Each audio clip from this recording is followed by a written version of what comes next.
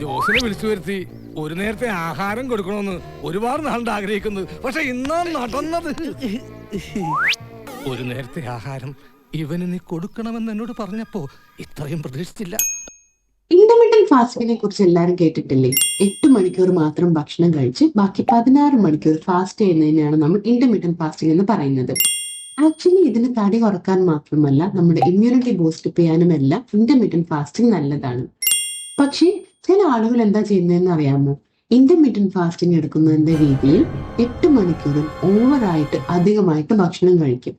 Intermittent ഫാസ്റ്റിംഗിൽ 1 meal per day എന്ന concept ആണ്. അതായത് നമ്മൾ ഫാസ്റ്റിംഗ് ബ്രേക്ക് ചെയ്യുമ്പോൾ പ്രോട്ടീൻ കഴിക്കുക, ഫൈബർ റിച്ച് ആയിട്ടുള്ള സാലഡ് ഇൻക്ലൂഡ് ചെയ്യുക, ഏതെങ്കിലും ഒരു നേരം മാത്രം ബാലൻസ്ഡ് ആയിട്ടുള്ള മീല് കഴിക്കുക. ഈ മിസ്റ്റേക്ക് നിങ്ങൾ ശ്രദ്ധിച്ചില്ലെങ്കിൽ നിങ്ങൾക്ക് വെയിറ്റ് ലോസ് ഉണ്ടായില്ല, ഇമ്മ്യൂണിറ്റി ബൂസ്റ്റപ്പും ഉണ്ടായില്ല. So please keep in mind.